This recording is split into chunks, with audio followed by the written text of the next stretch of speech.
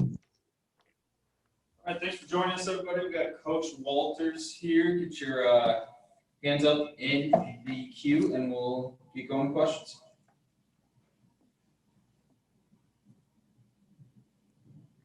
Mitch 40, you're first up from Power Mizzou. Go ahead. Hey, Ryan.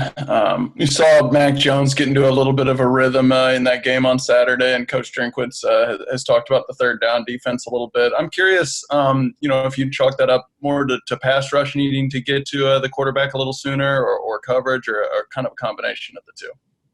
They'll chalk it up to, that's a really, really good offensive line. It's a really good quarterback and two of the best receivers in the country. They made plays. You got to tip your hat to them. When we pressured and hit him, they scored a touchdown. We were able to sack him. In the second half, we had him we had 17 doubled one time for a touchdown. There's a reason why they are where they are, and I think those two receivers got a chance to go in the first round. You know what I mean? So you can't overreact. Obviously, you have to address issues that you saw and correct technique. But you can't. I don't want to overreact off of one game against arguably the best offense in the country. Gabe Yarman, Power Mizzou. Go ahead. You're muted, Gabe.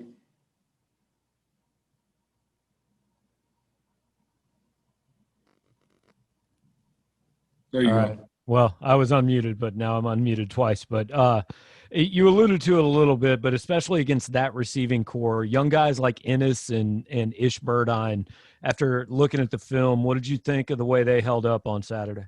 I was impressed, man. I'm excited about the progress that I think they'll make this season. They went out there and they competed. Obviously, Alabama made their fair share of plays, as I'm sure they will the rest of the year. But it's definitely something to build off of. Just in terms of the stage not being too big for them, you didn't see them hesitate or get down on the sidelines. And then in the second half, I felt like we played better. I thought the first half, we started fast, obviously, with the 3-and-out and Tyree, making a big hit on Devontae Smith, which was huge. And then I felt like the speed of the game was a little bit of a shock. It's hard to simulate game speed before game one, especially when that game one is somebody of Alabama's caliber.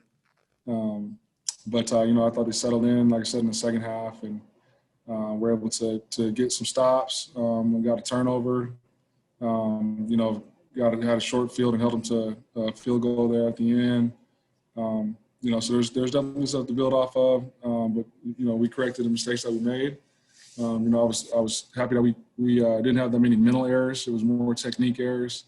So not really cutting guys loose or running a wrong stunt or anything like that. So all the stuff that we can do to correct it, we will. Was also happy with the way we tackled, especially going into week one against guys like Najee Harris and Jalen Waddle and such. So Soichi Terada, Kansas City Star, you're up. Hey Ryan, just what do you see from Tennessee and how much you look at last year when they beat you guys through the air pretty good? Yeah, last year was a struggle. AC, our starting corner, goes down in warm-ups, and then our other starting corner, Jarvis Ware, gets hurt in the first drive. So we were kind of limited on packages and play calls. But you look at them this year, they obviously the quarterback is back. I feel like he's been there forever now. Offensive line is big and athletic. The receivers, they played last year. Obviously weren't the marquee guys, and number 1 and number 15 last year. But guys that have had quality reps and have made plays and are bigger receivers. So yeah, we're gonna have a challenge on our hands. They're ranked for a reason. They're a really good football team that's on a hot streak right now. I think their streak is the longest in the country right now. And so we've definitely got our hands hands full. Got much respect for Coach Chaney and what he does offensively. He's a methodical play caller. He doesn't take negative yardage plays. He's a little more conservative in terms of when he's going to take shots and get aggressive. And as a result, they don't turn the ball over a whole lot. And he understands who his roster is and what they can do, and doesn't ask them to be somebody that they're not. So, like I said, we've got our work cut out for us, but I'm excited to go compete on Saturday again. Dave Matter, St. Louis Post. And looking back at the Alabama game, how did you feel like some of your guys did kind of putting pressure on the pocket? It seemed like Trey Williams was back there a few times, and Jeff Coat, when he was on the field, seemed like he made an impact a little bit. Yeah, no, I was happy with especially the way those two guys played. And listen, Alabama gave up 11 sacks last year. So the fact that we were able to get back there and hit him, I think that trend will carry us through the rest of the season. Like I said, I don't want to overreact to a week one deal, especially with who we were playing against and the uncertainties going into the season. But I was really happy with Trey's and Jeff Cole, just the energy, the physicality with which he played. I think he's got a chance to be a really good player for us. Peter Ball from The Athletic, go ahead. Yeah, Ryan, I guess you kind of know what you have in Nick Bolton, but what did you think of the other linebackers that played? Devin, I think if he was sitting in front of you, he'd tell you he wished he played a little bit better. I think he got us lined up and he was in the right spots. Cam Wilkins came in and he did some good things. He was the reason we got the sack fumble. He picked the left tackle and knocked him on the ground. That was big time for us. He was physical, so those guys have been sharing reps throughout this week of practice, and both of them are hungry and I didn't feel like the game was too big for either one of them. And so obviously everybody's got work to do, but those guys are turning in the right direction, and I'm looking forward to the rest of the season. Max Baker from the Missouri. Hey, Coach. This is sort of a different type of question, but with the limited contact between your position group and the coaching staff while you're on the plane and in the hotel, is there stuff that you have to get done before you leave that you would normally do once you're on the road, or stuff within the coaching staff that you would normally meet with or talk about before, and now you change that? No, because we still have the same amount of contact. It would just be socially distanced, throughout our meetings. So we're still the same schedule, same meeting structure. Just everybody's just wearing a mask and spaced out a little bit wider than normal. So, but operations going as usual. Colin O'Brien, Jeff City News Tribune. Hey, Coach Walters. Thanks for doing this. Hope you're well. Yeah. I know Trey Smith is a name that stands out for Tennessee, and who knows if or when Cade Mays will play this season. But do you anticipate you'll see a line as talented, offensive line as talented 1 through 5 as you did against Alabama Saturday? I don't know, man. They're pretty good. But Tennessee is talented, and obviously, we have a 10-game SEC schedule, so there's all of them going to be talented. And I don't want to make any of the rest of them mad. So they're all good, and they're all going to be a challenge. And but I know our guys are going to go compete, and look forward to the challenges every week. Gabe Yarman, Mizzou. Yeah, Ryan, one of the things we've heard, and especially in the NFL, but with these or smaller crowds, is how much easier it is for offenses to communicate. As a defensive coordinator, do you see – I mean, I know it's 1 week, but do you think there's any difference for a defense playing in front of so many fewer people, and how much easier it is for an offense to kind of talk about everything? Yeah, well, it's also easier for us to communicate too. I mean, I can yell out things from the sideline and they can hear me, and that is not the case. I mean, my voice doesn't get that loud anyways.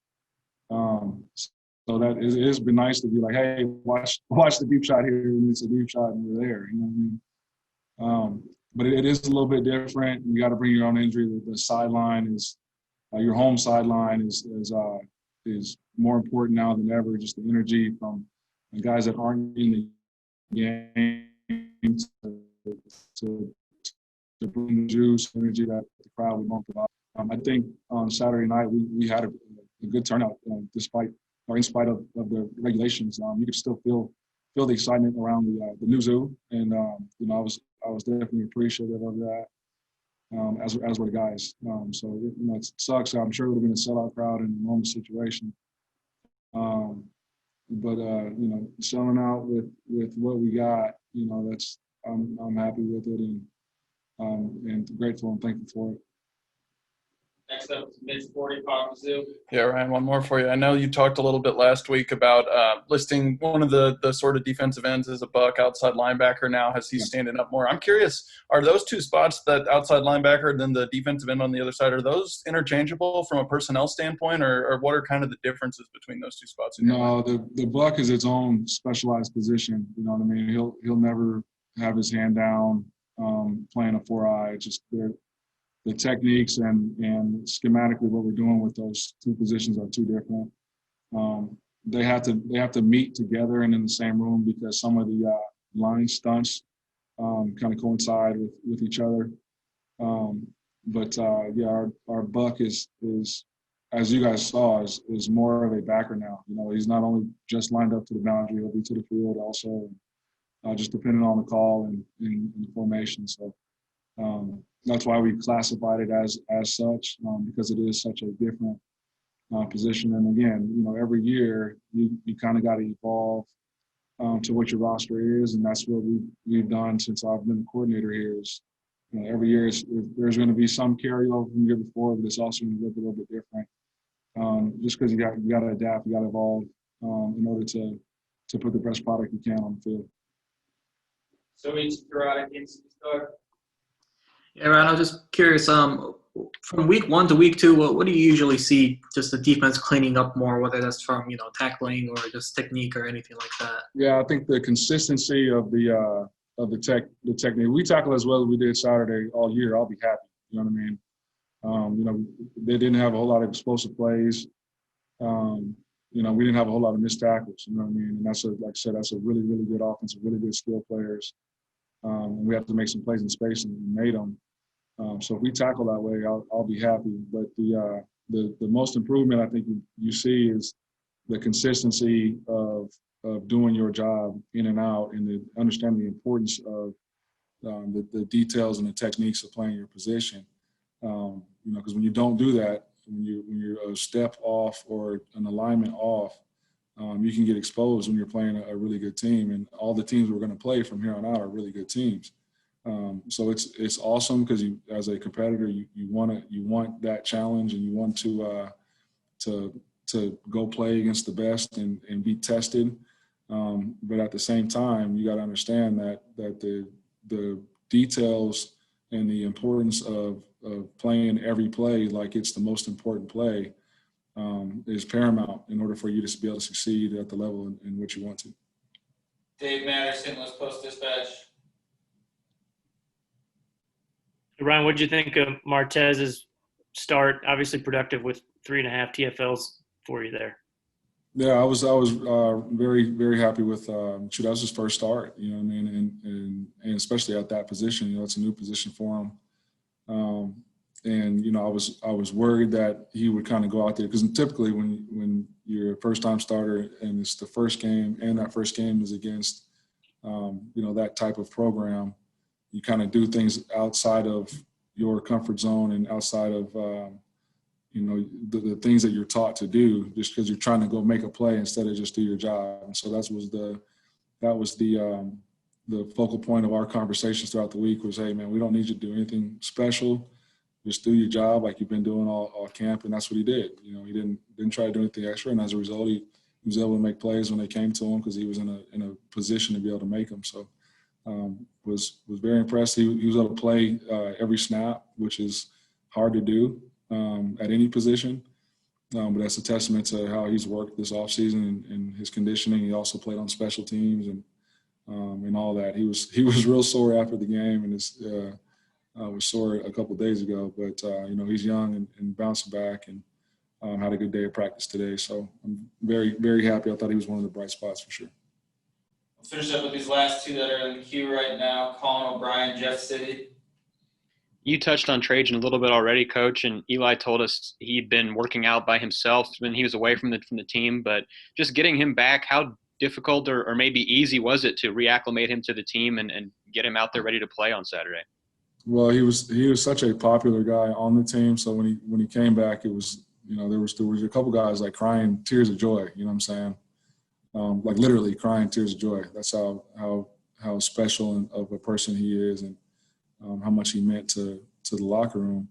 And as you guys saw, man, he's a big, fast, physical, angry kid on the field. And he's infectious in the locker room. So we were fired up to get him back. It makes our job in the secondary a lot easier when he's on the field. And so, obviously he's got to clean up technique and get readjusted to, our defense, you know what I mean? Because he didn't spend that much time in it. But he's doing a great job of meeting extra with Coach Brick and going hard at practice. So I have fun watching him play. I know how much it meant to him to come back, and you can tell that he is appreciative and doesn't take that for granted. And last one, Durant, St. Louis. Sort of picking on that you worked on with him this offseason, where you sort of noticed changes in his game, and if there's anything that suits him about that hybrid position there, it's sort of safety linebacker action. Well, he's a physical kid and he plays hard. And sometimes at the higher safety spot, he could get a little bit out of control just because he's trying to move 1,000 miles an hour. And so I was like, to calm him down, I'm just going to put him right close to the line of scrimmage. And he's physical enough to hold up. Obviously, if you can hold up against Alabama right on the edge right there, you should probably be able to do it with anybody. And he's a sharp kid, and he plays, like I say, he plays hard. So that's what the thought was. And it was just we're trying to get we got 3 safety positions, so we're trying to get our best 3 safeties out on the field. And after going through last season and what was 2 practices in the spring, it was evident that Martez was probably in that top 3, and so the quickest way to get him on the field was to put him at strong, where we had 2 guys graduate. So that freed up him to try to go win a spot, and for the other guys to learn from Bledsoe and Tyree and get ready for when they depart here. Martez also said yesterday that there was sort of a team goal exercise in March, and he really put down that it was sort of about earning sort of more trust and respect from his teammates and coaches. Has there been any sort of change in his demeanor that you've noticed, or things that he does around teammates that? No, he's just himself. You know what I mean? He's a genuinely fun guy to be around. He's had an interesting background, just an upbringing. And I think that sort of shapes who he is from a personality standpoint and a work ethic standpoint. And he is grateful and appreciative of every relationship and every resource that's available to him here. And he's competitive and he wants the world for his family. So I think that's that drives him to work hard, and he does. He works hard on and off the field. And so I'm very happy that he's in on our team and on our side of the ball and in my meeting room for sure. I think he's got a chance to play some really good football for us and have a good career here. Okay, that'll do it for Coach Walters. Thank you very much, everyone. Peace. Y'all be easy. Good to see y'all. Ryan.